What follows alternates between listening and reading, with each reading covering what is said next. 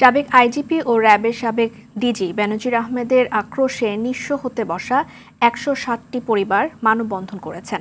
রাজধানীর পল্লবীর বাউনিয়া মৌজার ১৪ একরের বেশি জায়গায় র্যাবের হেডকোয়ার্টার এবং আবাসনের জন্য উদ্দেশ্যপ্রণোদিতভাবে ব্যক্তি মালিকানাধীন জায়গা অধিগ্রহণ করা হয় বলে অভিযোগ করেন ভুক্তভোগীরা। দুপুরে মানববন্ধনে জমির অধিগ্রহণ বিবেচনা না করলে আত্মহত্যার হুমকি দিয়ে প্রধান উপদেষ্টার হস্তক্ষেপ কামনা করেন তারা। বিস্তারিত ইফতেশামুল গনির রিপোর্ট। ২০০৫ সালে রাজধানীর পল্লবীর বাউনিয়া মৌজার ১৬০ জন ক্রেতা সাগুপ্তা এনএম হাউজিংয়ের কাছ থেকে কিস্তি আকারে ৩ কাঠা ৫ কাঠা করে জমি কেনেন। এদের মধ্যে ৮০ জনের বেশি মালিক থাকেন প্রবাসে। তৎকালীন র্যাবের ডিজি, র্যাব ৪ হেডকোয়ার্টার ও তাদের আবাসনের জন্য ১৪ একরের বেশি জমি অধিগ্রহণের নীল নকশা করেন বলে ভুক্তভোগীরা দাবি করেন।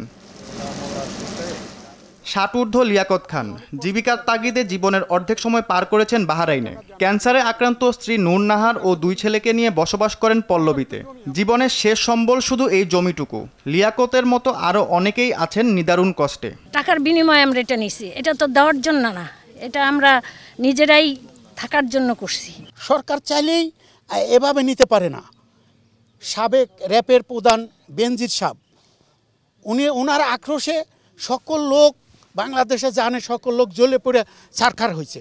তার আক্রোশেই আমাদের আজকে এই ফলপ্রসূ। কিন্তু আমরা তিলে তিলে কষ্টে এখানে প্লট কিনেছি। দেখেন আশেপাশে সব বড় বড় হাইরাইজ বিল্ডিং হচ্ছে। আমরা র্যাবের এই প্রস্তাবিত অধিগ্রহণের কারণে কোনো ডেভেলপমেন্ট ওয়ার্ক করতে পারি না, অথচ এর পাশে পড়ে আছে সরকারের শত শত বিঘা জায়গা, যেখানে মসজিদ হচ্ছে, স্টেডিয়াম হচ্ছে, আর্মি ক্যাম্প হচ্ছে, সেখানে তারা নিতে পারে। বাট এটা উদ্দেশ্যপ্রণোদিতভাবে বেনজির তৎকালীন র্যাবের মহাপরিচালক এই কাজটা করিয়েছে। পাশে শত শত খাস জমি থাকার পরও যদি জীবনের শেষ সম্বলটুকু কেড়ে নেয়, তাহলে আত্মহত্যা ছাড়া উপায় দেখছেন না ভুক্তভোগীরা। তা আমরা চাই আমাদের শেষ সম্বল আমাদের এখানেই থাকবে, আমরা এখানে বাড়ি করব, ছেলে মেয়েরা বসবাস করবে, আর এটা যদি চলে যায় আমাদের আত্মহত্যা করা ছাড়া কোনো উপায় নাই। আমরা এই জমি না পেলে অবশ্যই আমরা আত্মহত্যা করব। এছাড়া আমাদের পথ আর কোনো খোলা নাই, কারণ কি যা জীবনের সঞ্চয় ছিল একটু একটু করে আমরা এই জমিটা কিনেছি। অনেক কষ্ট করছি, আজকে নিয়ে যাচ্ছে র্যাব। কেন নিয়ে যাবে আমাদের জমি?